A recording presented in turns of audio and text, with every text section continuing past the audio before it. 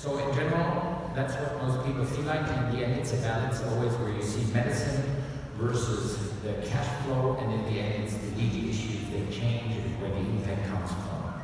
So Eric Topol on his Twitter account gave us a little bit about his opinion about data in healthcare. And I'm not going to make you read it all, but I'm just highlighted two of them. So we already have a huge major data problem, which we've had in the past for quite a while, which is continuing in the future. And at the moment, we don't actually know where we're getting the data from and where it's being moved to, where it's hacked, stolen, or used. So that's a general problem. Data is also not for me oil, but crude oil. Why is that? I've brought a medical record of one patient to you at 4 different stations, and without making you read it all, you will quickly understand what the difficulties are.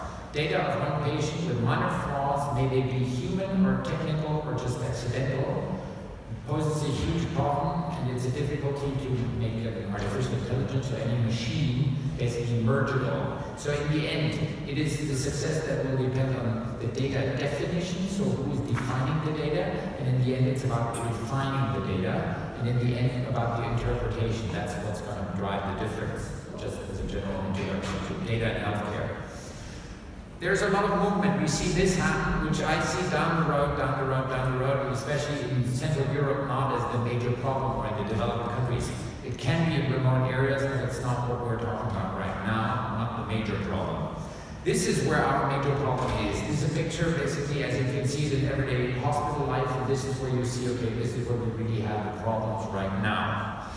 At the same time, it's also the attitude of us doctors, because the doctors are not always the biggest fans of data usage and of computerization of their job.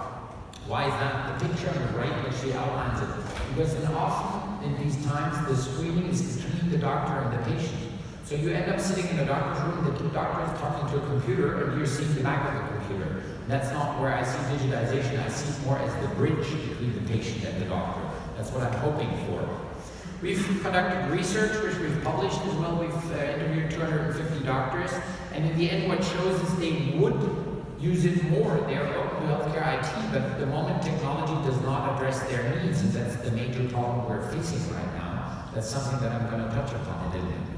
So technology, in order to be used, must be simple and sexy. Everybody who's ever been in an operating theater understands that this cannot be reality, because with his sterile gloves, he's using the phone. I don't think it's after the operation. A, the patient is awake, and B, it would be a very unbloody operation. So certainly no orthopod in that operating theater. But in the end, this is what drives us to use technology, if it's simple and sexy. So reality is, when you're going to a hospital, and in Germany you have a problem, what's the biggest threat that you're facing?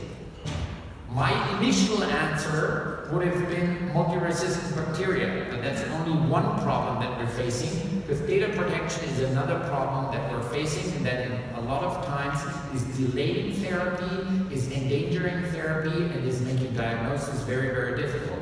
So that's a sad situation. That's something we need to overcome. Why is that?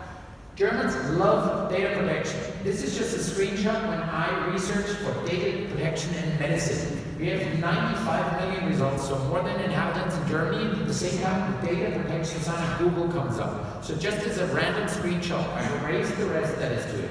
But it is still a large concern. We Germans are great at developing problems before somebody has showed their solution. That's our major problem, unfortunately. This is what reality looks like in most hospitals. I'm working in a hospital where about 5,000 people work. We have 1,200 beds, and we have 800 fax machines in daily use. 800 in this hospital. And we are what we call Excellence University. We are one of the best funded university hospitals in all of Germany, probably. We're in a very happy situation, and we don't have Wi-Fi coverage all over the hospital yet to swap patient data through the hospital without a wire. So this is our major mode of communication. This is where you see that we have a lot of problems going on, because it's legal to fax stuff through the hospital, but it's illegal to use other technical methods. At the same time, this boss of a university hospital has explained that we've exaggerated, we've overdone it, and the last line in German doctor's newspaper is actually, I'm happy not to know anything, and actually I don't need to know anything about my patient from tomorrow, because if I knew anything, it would only endanger the situation. So So he's showing how we've overdone it. That's where I see the major problem. This gentleman is about to change it. You've probably seen him recently with other goggles on, or his regular glasses, and a little bit more of a spiffy attitude because he's now Minister of Health and he's trying to push us into the right direction.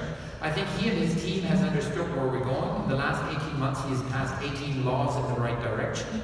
And I hope that the enforcement of all of that is going to work. And it's going to put us from place 16 in the European surveys out of 17 into a little bit more of the front row. That's at least my hope. So where do we have solutions in all of that? Where are the solutions? Most doctors feel like that. They're lost. They don't see the wood because of all the trees that are right in front of them. And it's just a lot of shades of light and you don't understand. And who is actually up to date? If I show this to doctors, so baby comes around and says, we're the solution to everything. We are the electronic patient record. Then TK comes, Techniker Krankenkasse says, no, it's us that is actually the solution. And somebody else comes around and says, we do doctor's appointments digital. It's very well and easy to do. At the same time, M.B.A, who used to be the enemy of the doctor, says, no, we can do that. And in the end, no hospital will work without that. Not a typical medical system, but clearly illegal to swap data in the hospital. But why is it being used? Because it's there, because it's available, because it's easy. But what most doctors don't understand, that it's illegal to actually swap patient data through that, but still we do it. And I'm not excluding anybody, and if you can explain to me how to run a hospital without using this, I'm happy to learn more after our talk later.